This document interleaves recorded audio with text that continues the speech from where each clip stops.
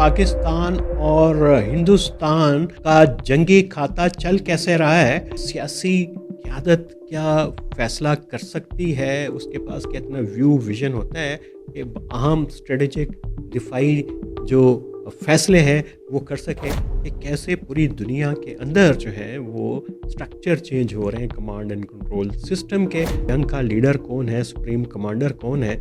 वैसे तो हमारे जरदारी साहब हैं आइनी तौर के ऊपर, तो इंडिया के अंदर ये ज़्यादा सीरियस डिबेट है। जंग को सिर्फ एक जर्नैल की ऊपर या एक छोटे से जो मिलिट्री के टोले के ऊपर छोड़ी जा सकती है कि जंग का फैसला करे। इंडिया के अंदर एक पूरा एक सेगमेंट है ओपिनियन मेकर्स का, और पाकिस्तान में कुछ लोग हैं, लेकिन ये सेगमेंट इतना वीक और कमज़ोर है कि ये रियासत की सरपरस्ती भी चाहता है, इतना तो फैलिया हो जाता है कि फिर एक ही तरह का नैरेटिव खाता है, उसी को गलता है, फिर खाता है और गलता है।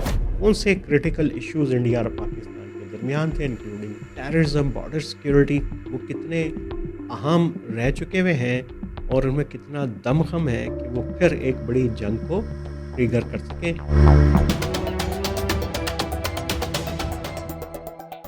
Hello, narratives with Aamir Rana में खुशामदीद।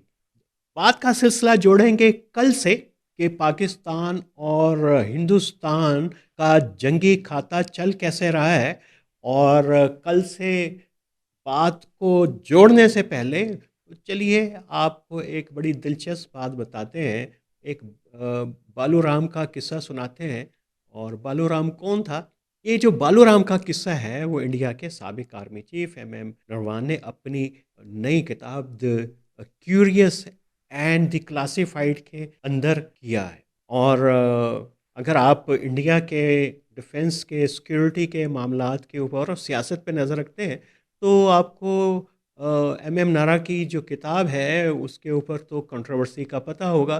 पिछले साल उन्होंने किताब लिखी फोर्थ स्टार ऑफ डेस्टिनी, लेकिन उसको वो जो डिफेंस मिनिस्ट्री ने जो है वो अभी तक रिव्यू के अंदर ले गई है और अभी तक उसके मसवदे को पास नहीं किया। लेकिन उसके कुछ इक़्तिबासात सामने आते रहे थे जिनके ऊपर बड़ी बहस हुई थी, और जो इक़्तिबासात आए थे जिनके ऊपर बहस हुई थी वो आज हमारे इस दूसरे हिस्से में कल की गुफ्तगू के साथ बड़े मैच करते हैं, क्योंकि वो इंडिकेट करते हैं कि इंडिया के अंदर कमांड एंड कंट्रोल सिस्टम की डिबेट क्या है, और पाकिस्तान के अंदर ये जो पूरा CDF का ओहदा तख्लीक हुआ और उससे पहले जो रॉकेट फोर्स बनी वो ट्रांजिशन क्या थी, ये हो क्या रहा था।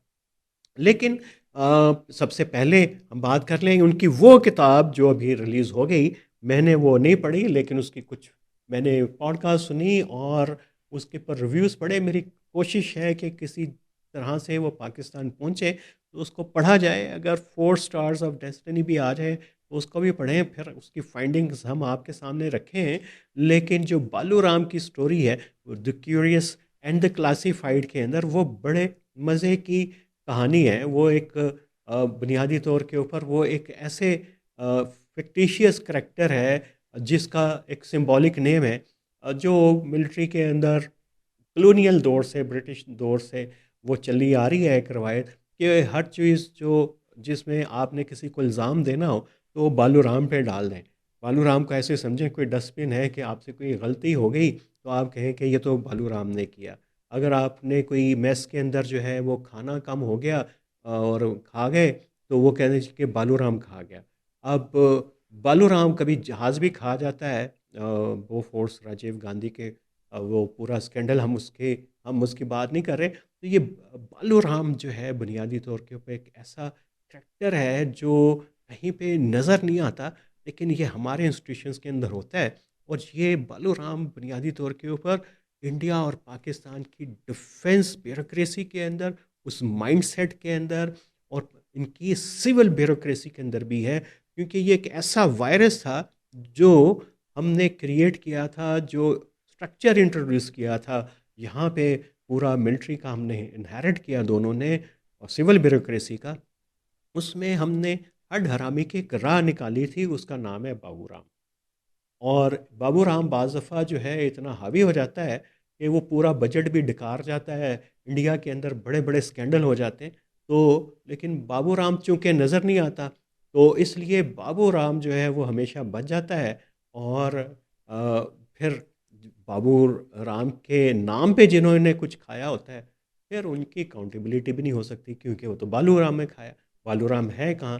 یہ جیسے میں نے بات کو گھمایا، یہ بالو رام بھی ایسے ہی ایک کے ذریعے بات کو گھمایا جاتا ہے، اتنا سپن دیا جاتا ہے کہ بات کہیں کی کہیں پہ رہ جاتی ہے۔ تو چونکہ ہم تو نارائن کی بات کر رہے تھے اور ان کی جو 4 اسٹار آف ڈیسٹنی کی بات کر رہے تھے، اس میں جو سب سے اہم بات ہے وہ انہوں نے کہا کہ جب دوکلم کا مارکا درپیش تھا تو انہوں نے پرائم منسٹر مودی کو کال کی، تو انہوں نے کہا کہ جی آپ خود فیصلہ کر لیں۔ یہ انڈیکیٹر تھا بڑا اہم کہ سیاسی قیادت کیا فیصلہ کر سکتی ہے، اس کے پاس کتنا ویو ویژن ہوتا ہے کہ اہم اسٹریٹجک دفاعی جو فیصلے ہیں وہ کر سکے، اور یہ فوج کو دے دیے جائیں تو یہ اس کے بعد کیا وہ اس کیپیبل ہوتی ہے کہ وہ اس کو ڈلیور کر سکے ایک پوری سویلین اوورسائٹ کے بغیر۔ تو یہ ایک بڑی اہم ڈبیٹ انڈیا میں چلی اور ابھی تک یہ چل رہی ہے۔ تو پاکستان میں تو یہ تو چلی نہیں، ڈبیٹ کو شروع ہونے سے پہلے اور ہم نے 27ویں ترمیم میں ڈال کے اس کو ختم کر دیا، لیکن بڑی اہم دلچسپ ڈبیٹ تھی کہ کیسے پوری دنیا کے اندر جو ہے وہ سٹرکچر چینج ہو رہے ہیں کمانڈ اینڈ کنٹرول سسٹم کے۔ انڈیا میں اس کے اوپر ڈبیٹ ہے، وہاں پہ ٹرانزیشن بھی جاری ہے انڈیا کے اندر کہ کیسے اس کو کمانڈ اینڈ کنٹرول کو ٹرانزیشن ہوگی، کیونکہ نئی جنگی ہتھیار آ رہے ہیں، نئے ٹیکنالوجیز آ رہی ہیں، نئے چیلنجز آ رہے ہیں۔ ڈرون نے آ کے دنیا کی وارفیئر کو جو ہے ایسمیٹرک اسمیٹرک وارفیئر کو چینج کر دیا ہوا ہے، ہر طریقے سے جو ہے وہ چینج آ رہی ہے دنیا کے اندر۔ تو آ، ظاہر ہے کہ اس کے اوپر دنیا میں تبدیلیاں ہو رہی ہیں، تو پاکستان اور انڈیا کے اندر بھی ہوں گی۔ اور انڈیا میں چونکہ ہمیشہ سے یہ مسئلہ رہتا ہے کہ جنگ کا لیڈر کون ہے، سپریم کمانڈر کون ہے، ویسے تو ہمارے زرداری صاحب ہیں آئینی طور کے اوپر، تو انڈیا کے اندر یہ زیادہ سیریس ڈبیٹ ہے کہ کتنی یہ اہم بات ہے کہ جنگ کو صرف ایک جرنیل کی اوپر یا ایک چھوٹے سے جو ملٹری کے ٹولے کے اوپر چھوڑی جا سکتی ہے کہ جنگ کا فیصلہ کرے اور کیسے لیڈ کرنی ہے۔ اور یہ کہ یہ بڑی کمزوری کی علامت ہے کہ آپ سیاسی لیڈرشپ جب یہ مرحلہ آئے تو اپنی پہلو کو بچا کے نکل جائے اور سارا ملبہ جو ہے ملٹری کے اوپر ڈال دے۔ یہ تو چلے ہوا انڈیا کے اندر اور یہ پاکستان کے اندر ڈبیٹ نہیں چلی، لیکن یہ ڈبیٹ کے ذریعے کے نتیجے میں انڈیا میں بڑی چینجز جو ہیں وہ آ رہی ہیں کمانڈ اینڈ کنٹرول سٹرکچر کے اندر، اور ایک ظاہر ہے کہ ڈیموکریٹک وے کے اندر اس پہ ڈبیٹ بھی ہے، وہاں پہ پبلک پورے ایک ڈومین کے اندر، اور ایک اہم بات اور جس میں اگر کوئی خوبی کسی کی ہو تو اس پہ میرا خیال ہے کہ ہمیں بلا جھجک جو ہے اعتراف کرنا چاہیے۔ اگر ہم پروین سوامی جب پاکستان کے حق میں تبصرے کر رہے ہوتے ہیں، وہ حق میں نہیں کر رہے ہوتے، ان کی آبجیکٹیویٹی ہے، تو ہمیں لگتا ہے کہ پاکستان کے حق میں بات کر رہے ہیں، ہم واہ واہ کے ڈونگرے بچھاتے ہیں۔ تو جس وقت باقی لوگ تبصرے کر رہے ہوتے ہیں تو ہمیں وہ بہت برے لگتے ہیں۔ لیکن ایک چیز آپ ضرور اس کو دیکھیے، خاص طور کے اوپر ہمارے وہ دیکھنے اور سننے والے جن کو انڈیا پاکستان کے تعلقات سے، جنگوں سے، سیکیورٹی سے دلچسپی ہے، کہ انڈیا کے اندر ایک پورا ایک سیگمنٹ ہے اوپینین میکرز کا، جو پرنٹ میڈیا میں ہے، جو ٹی وی اسکرینز کے اوپر ہے، جو میگزینز کے اندر ہے، جو لانگ پیس لکھ سکتا ہے، جو ریسرچ پیپر لکھ سکتا ہے، جو دنیا کے ساتھ انٹریکٹ کرتا ہے۔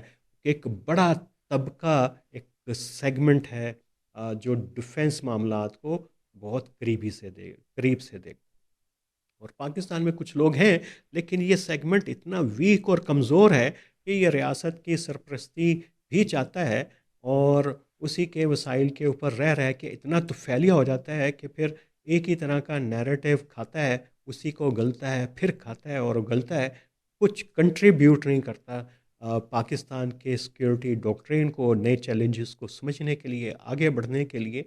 اور یہ ایک بڑی شدید کمزوری ہے جس کی طرف ہمیں دیکھنا پڑے گا. بہرحال جنگی کھاتا ہم کھولتے ہیں دوبارہ انڈیا اور پاکستان کا، اور پھر آتے ہیں کہ انڈیا نے 24 جون 2025 کو جو 13 ایمرجنسی کانٹریکٹ جو کیے کہ ہمیں، جن کی ورتھ تھی 1981.9 کروڑ انڈین روپے کی، اور یہ کہتے ہیں کہ یہ ملٹیپل انڈین وینڈر قسم کا ایک پورا کانٹریکٹ تھے، اور یہ بہت ہائی پروفائل ڈیل اس کے اندر ہوئی.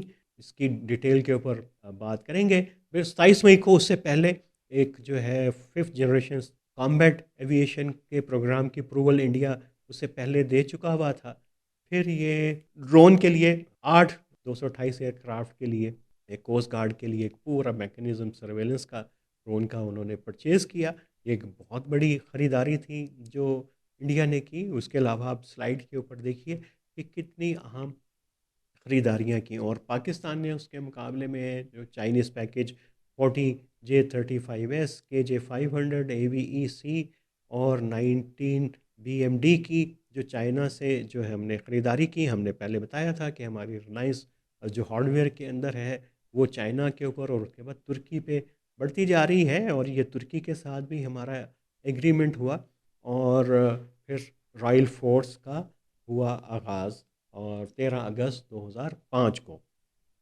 تو یہ جو راکٹ فورس ہے بنیادی طور کے اوپر ان 3 ملکوں کا ہم اس کا جائزہ لے لیتے ہیں، پھر تاکہ آپ کو کمانڈ اینڈ کنٹرول کا سمجھ آئے کہ یہ بنیادی طور کے اوپر جو سفسٹیکیٹڈ میزائل وار ہے اس کو، اور بلکہ اب تو ڈرون کی کیپیبلٹیز اور وارفیئر کا وہ بھی اسی کی ڈومین کے اندر آتی ہے، تاکہ کوہیرنس پیدا ہو جائے.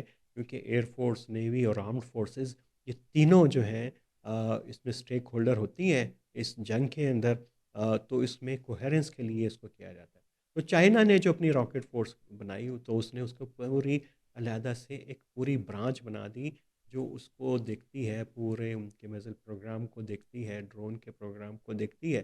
انڈیا نے جو ہے ٹرائی سروس نیوکلیر کمانڈ بنائی ہے راکٹ فورس کے اندر. نیوکلیر ویپنز بھی ظاہر ہے کہ میزائل ٹیکنالوجی ہوگی تو اس کو لے کے جو جائیں گے وار ہیڈز وہ بھی اسی کے اندر آتے ہیں. پاکستان میں ظاہر ہے کہ اس میں بھی چینج آئی ہے، آرمی بیس کمانڈ ہے چائنا کے اندر. ظاہر ہے نیوکلیر رول اس کے اندر ہے، ہم نے ذکر کیا انڈیا میں بھی ہے، لیکن سیپریٹ کمانڈ بھی ہے. پاکستان میں سیپریٹ ہے لیکن اب زیادہ سینٹرلائز جو ہے وہ ہو چکی ہوئی ہے. اور یہ چائنا کے اندر کنونشنل میزائل بھی اس کے اندر شامل ہیں. انڈیا کے اندر یہ سپلٹ ہے، اس کے اندر پاکستان میں سینٹرلائزڈ ہے. گلوبل ریچ ان کے میزائلز کی جو ہے وہ چائنا کی، اور پروگرام کی انگیجمنٹ وہ گلوبل ہے، ہماری لمیٹڈ ہے. ابھی امریکہ کی آپ نے رپورٹ پڑھی ہوگی کہ پاکستان کے میزائل جو ہے امریکہ تک پہنچ سکتے ہیں، ہمیں خطرہ ہے. تو یہ ایک اور طرح کی آؤٹ ریچ ہے، اگرچہ اس کے اندر شامل ہے، لیکن چائنا کی آؤٹ ریچ اس کے بیسز ہیں دنیا کے اندر. افریقہ خاص طور پہ جبوتی جہاں پہ باقی اور ملکوں کے بھی ہیں، تو وہ ایک اس کی آؤٹ ریچ کی بات ہو رہی ہے گلوبل. پھر یہ کہ ٹاپ لیول یونیفائڈ کمانڈ اس وقت بڑی ڈیمانڈ کی جا رہی ہے انڈیا کے اندر بھی، جس کے اوپر وہاں پہ تو ابھی ڈبیٹ چل رہی ہے. لیکن ہم نے پوری کمانڈ سٹرکچر جو ہے وہ اکٹھا کر لیا، اور چیف آف ڈیفنس اب کا پورا عہدہ ہم نے بنایا جو سید عاصم منیر صاحب فیلڈ مارشل صاحب اس کو ہیڈ کر رہے ہیں ابھی. اور یہ کہ اس میں آپریشنل لیول کا جو فورس ری آرگنائزیشن کیا ہے پاکستان نے، وہ راکٹ فورس اور سائبر فورس اور الیکٹرو میگنیٹک کے سے ریلیٹڈ جتنے بھی پوری سینسٹیو نیو ٹیکنالوجیز ہیں اس کو ہم نے کر لیا. اور پاکستان اس کو لنک بھی کر چکا ہے چائنا کی مدد سے اپنی سیٹلائٹ کے ذریعے. تو یہ تمام چیزیں اس کے اندر ہوئی ہیں، اور یہ ایک بگیسٹ شفٹ ہے پاکستان کی یونیفائڈ ملٹری کمانڈ کے اندر. یعنی وہ کام پاکستان نے بہت آرام سے کر لیا جو انڈیا کو کرنے کے اندر پیش آ رہی ہے یونیفائڈ ملٹری کمانڈ کو. اس کے اندر جو ہے وہ older chairman of joint chief of staff کو، اسٹاف کمیٹی کو، جو جنرل طاہر شمشاد مرزا صاحب تھے، وہ ظاہر ہے کہ آخری سی جے تھے. اب یہ کہ اب آرمی چیف کے پاس ہی یہ دونوں کمانڈز ان کے پاس رہیں گی. اس سے پہلے جو ہے وہ آرمی نیوی ایئر فورس وہ ایک پیلر چین کے اوپر چین آف کمانڈ کے اندر تھے، اور CSC وہی اس کے ساتھ کوآرڈینیٹ کرتے تھے، اور آپریشنل اتھارٹی کا جو ہے وہ ذرا تھوڑا سا ایک مسئلہ تھا، لیکن اب سنگل یونیفائڈ کمانڈ ہے، سینٹرلائز اسٹریٹجک پلاننگ ہے، جوائنٹ آپریشن ہے، ریسکیو ایلوکیشنز ہیں، اور centralization of strategic nuclear missile control system ہے، اس کو اب CDFOC کرتے ہیں، نیوکلیر ایسٹس کو بھی، لانگ رینج پالیسی بھی. تو یہ تمام چیزیں ہیں جو تھوڑی سی سینسٹیو ہیں، جو اس کا ہم نے ذکر کیا. یہ ایک مرتبہ پھر کریشن آف راکٹ فورس، اس کے اوپر ہم بات کر چکے ہوئے ہیں، اور یہ کچھ ہم نے آپ کے سامنے ایک اور سلائیڈ جو آپ کو پورا command and control system Pakistan کا آپ کو بتا رہی ہے. لیکن سب سے امپورٹنٹ یہ ہے کہ انڈیا کے اندر جو ہے انٹیگریٹڈ تھریٹ کمانڈ میں تبدیلی آ رہی ہے، اور army air force navy single command کے اندر اس کے لیے، اور اس کے لیے فاسٹر ڈیسیژن میکنگ تاکہ ممکن ہو جوائنٹ آپریشن کرنے کے وہ قابل ہو سکیں، ملٹی ڈومین وارفیئر کو چھیڑ سکیں، لینڈ سی ایئر سائبر اسپیس. اور یہ آج کے لیے اتنا ہی کل سے جڑی ہوئی بات تھی. لیکن کل ہم نے ایک بات کی تھی کہ جنگیں صرف جو ہیں دفاعی میدان میں، یعنی زمین، ہوا، پانی، اور اب سائبر اسپیس، اور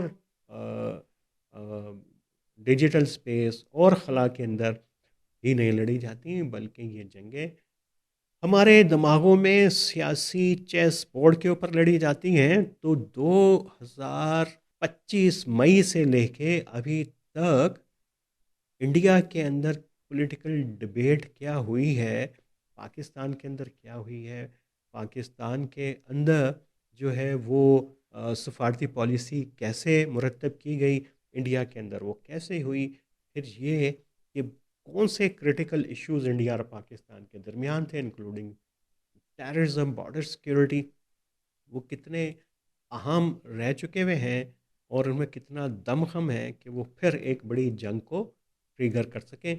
یہ موضوع ہیں جو ہم آپ کو ہنٹ کر رہے ہیں کہ آنے والے دنوں میں ہم آپ کے سامنے لے کے آئیں گے، کیونکہ مئی کے اندر ہوگا پورا ایک چرچا پچھلے اسٹینڈ آف کا، پچھلی جنگ کا. تو ہم اس کو دیکھیں گے ہر پہلو سے، نئے چھوٹے پہلو سے. یہ جو ہم نے موضوع بتائے، اس میں ہمیں آپ ضرور بتائیے گا کہ آپ کیا پوچھنا چاہتے ہیں، کیا جاننا چاہتے ہیں، تاکہ ہم اس کے اوپر زیادہ بہتر انداز میں تحقیق کر سکیں، اپنے ریسورسز کھنگال سکیں، کسی سے پوچھ سکیں، اور آپ کے سوالوں کے جواب لے کے آ سکیں. تو آج کے لیے اتنا ہی. تو جڑے رہیے نیریٹیوز ود عامر رانا کے ساتھ.